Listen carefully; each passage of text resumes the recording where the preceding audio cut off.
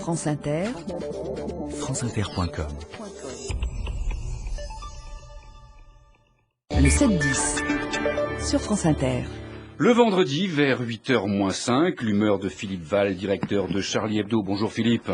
Bonjour Pierre. Le président soudanais Omar el-Béchir fait l'objet d'un mandat d'arrêt international lancé par la Cour pénale internationale pour crimes contre l'humanité et crimes de guerre au Darfour. Philippe. Oui, les massacres perpétrés au Soudan, d'abord contre les chrétiens et les animistes, puis contre les Darfouris, n'ont jamais réussi à soulever sérieusement l'intérêt de l'opinion internationale, contrairement par exemple au drame tibétain. Peut-être que si les victimes d'Omar el-Béchir étaient bouddhistes, et si leur leader était un gourou à lunettes qui redonnait le goût de la spiritualité aux cadres déprimés, la mobilisation serait plus spectaculaire. Personne n'a envie de voir son prof de yoga massacré par des milices de violeurs et de tortionnaires. Mais les Darfouris ont un gros défaut, qui leur a été maintes fois reproché. Ce sont des musulmans massacrés par des musulmans. Comment voulez-vous prendre parti? C'est un peu comme si au football, on assistait à un match OM contre OM.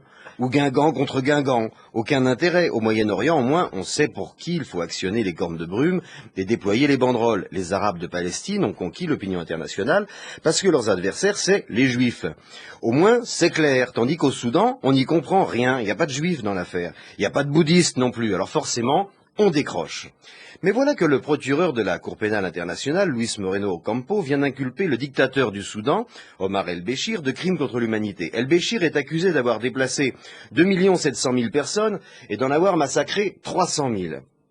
Aussitôt, les personnalités de la planète les plus indiscutablement morales se sont levées contre cette inculpation, en tête le colonel Kadhafi, dont on nous a dit récemment qu'après sa carrière de terroriste, il avait réintégré la normalité internationale. La Chine, dont on connaît l'attachement aux droits de l'homme et qui, accessoirement, achète la moitié du pétrole soudanais, trouve cette inculpation regrettable. La Ligue arabe a aussitôt exprimé sa solidarité à El-Béchir. Quant au Hamas, il s'est fendu d'un communiqué de soutien total au président Omar el-Béchir face, je cite, à cette attaque américano-sioniste.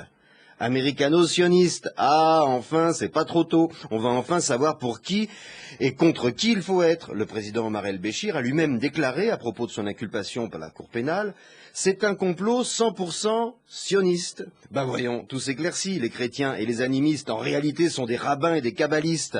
Et les Darfouris sont de faux musulmans qui maquillent leur synagogue en mosquée pour faire Shabbat. Il fallait y penser.